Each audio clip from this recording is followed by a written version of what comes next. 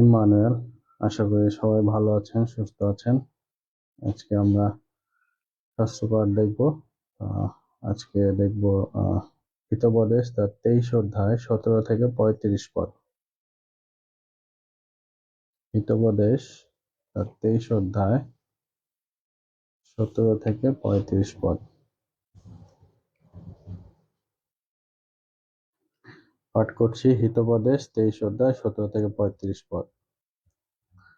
তোমার মন পাপীদের প্রতি ঈর্ষা না করুক, কিন্তু তুমি সমস্ত দিন সদাপ্রভুর ভয়ে থাকো, কেননা শেষ ফল অবশ্যই আছে। তোমার আশা ছিন্ন হইবে না। বৎস, তুমি শোনো, জ্ঞানবান হও, তোমার হৃদয় সৎ পথে চালাও। মদ্যপায়ীদের সঙ্গী হইও না, পেটুক মাংসভোজীদের সঙ্গী হইও না, কারণ মদ্যপায়ী ও পেটুকদের দৈন্যদশা ঘটে, এবং ঢুলু ঢুলু ভাব মনুষ্যকে ন্যাকড়া পরায়। তোমার জন্মদাতা পিতার কথা শোনো, তোমার মাতা বৃদ্ধ হইলে তাহাকে তুচ্ছ করিও না। সত্য ক্রয় করো, বিক্রয় করিও না। প্রজ্ঞা, শাসন ও সুবিবেচনা ক্রয় করো। ধার্মিকের পিতা মহা উল্লাসিত হন, জ্ঞানবানের জন্মদাতা তাহাতে আনন্দ করে। তোমার পিতামাতা আহ্লাদিত হউন, তোমার জননী উল্লাসিত হউন। হে বৎস, তোমার হৃদয় আমাকে দাও, তোমার চক্ষু আমার পথসমূহে প্রীত হোক।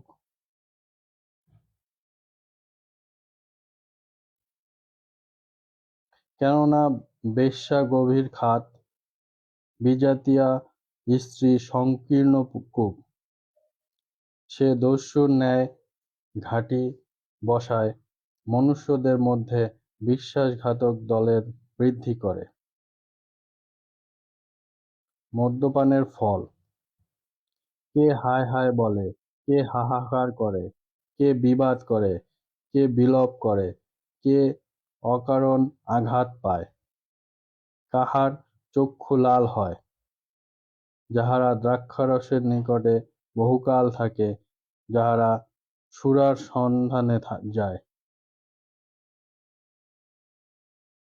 দ্রাক্ষারসের প্রতি দৃষ্টি করিও না, যদিও উহা রক্তবর্ণ, যদিও উহা পাত্রে চকমক করে, যদিও উহা সহজে গলায় নামিয়া যায়, অবশেষে উহা সর্পের ন্যায় কামড়ায়, বিষধরের ন্যায় দংশন করে। তোমার চক্ষু পরকীয়া স্ত্রীদিগকে দেখিবে, তোমার চিত্ত কুটিল কথা কহিবে। তুমি তাহার তুল্য হইবে, যে সমুদ্রের মধ্যস্থলে শয়ন করে, যে মাত্তলের উপরে শয়ন করে। তুমি বলিবে, লোকে আমাকে মারিয়াছে, কিন্তু আমি ব্যথা পাই নাই। তাহারা আমাকে প্রহার করিয়াছে, কিন্তু আমি টের পাই নাই। আমি কখন জাগ্রত হইব, আবার তাহার অন্বেষণ করিব। আমেন। ঈশ্বর তার বাক্যে আমাদের প্রত্যেককে আশীর্বাদ দান করুক। আজকে আমরা পাঠ করলাম হিতোপদেশ তার 23 অধ্যায় 17 থেকে 35 পদ।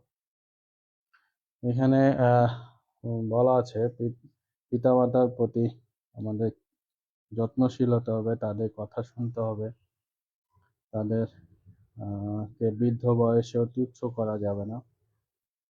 এবং আরো বলা রয়েছে যে মদ্যপানের ফল কি হতে পারে।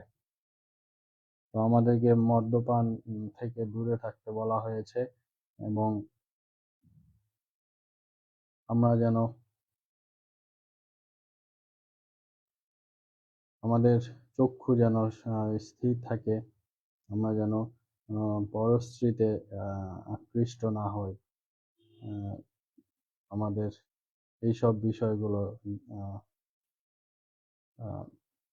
বিষয়গুলো সম্পর্কে বলা হয়েছে, এবং সত্য যে জিনিস সেগুলোকে ক্রয় করতে বলা হয়েছে। সত্য যেন আমরা বিক্রয় না করি।